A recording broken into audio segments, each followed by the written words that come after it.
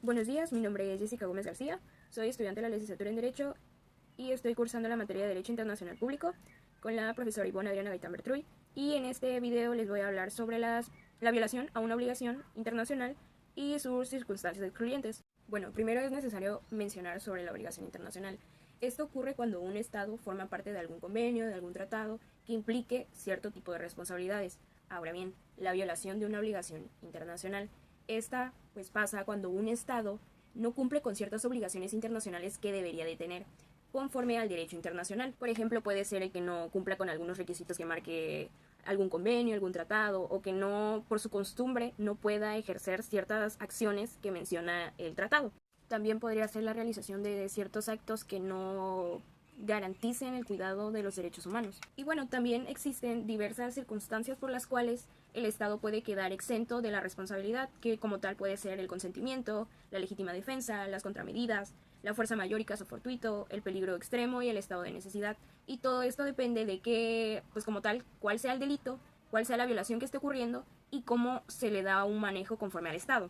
Y pues bien, a nivel internacional han ocurrido ciertos casos sobre esto. Uno de ellos es lo que ocurrió entre Reino Unido y Albania.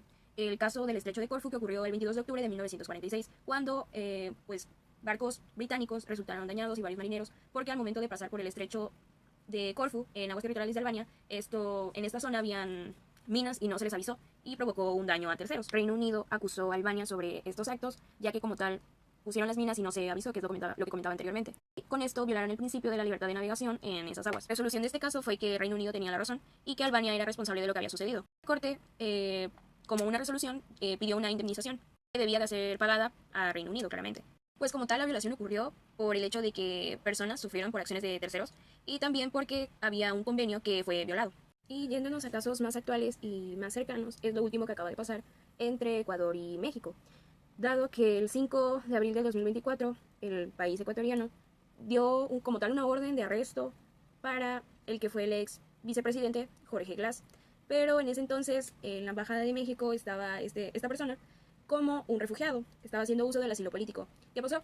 El gobierno ecuatoriano intervino y entró a la fuerza a la embajada, cuando eso, pues, conforme al convenio de Viena, con la convención de Viena, es un delito, porque es como tal una violación a un convenio de los cuales forman parte ambos países.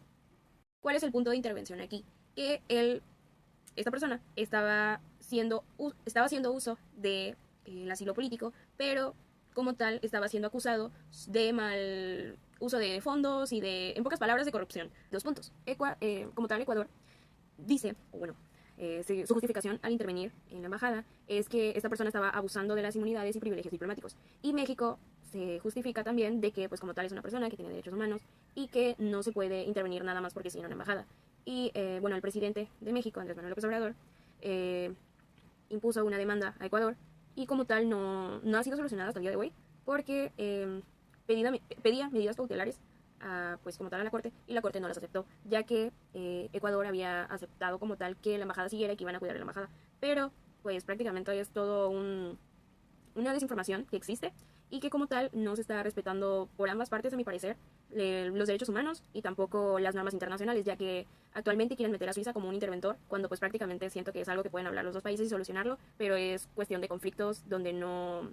Supongo que alguno de los dos países quiere quedar como vencedor y pues este es el punto a tratar. Bueno, y como una conclusión de todo lo anteriormente mencionado, considero es importante este tema porque debemos estar al tanto de todo lo que ocurre a nivel internacional, tanto a nivel México como mencionaba todos los países de los que formamos parte en algún punto en algún tratado o convenio. Y es importante establecer que las violaciones que ocurren de manera internacional pues prácticamente afectan en los derechos humanos. Y considero es un tema importante porque, a mi parecer, desde el momento en que formas parte de un tratado o de algún convenio, tu derecho interno como país debería de buscar una adaptación donde se regule las inconformidades que puedan llegar a surgir y que como tal vele por los intereses del pueblo, ya que pues prácticamente un país es gracias a su nación. Y pues esto es lo que puedo mencionar sobre este tema de las circunstancias excluyentes. Como tal, en estos casos no hubieran, porque sí la Corte aceptó que eran responsables de pues como tal del delito de la violación, pero las circunstancias excluyentes también son relevantes. Y pues muchas gracias por ver este video y espero sea un tema de su agrado.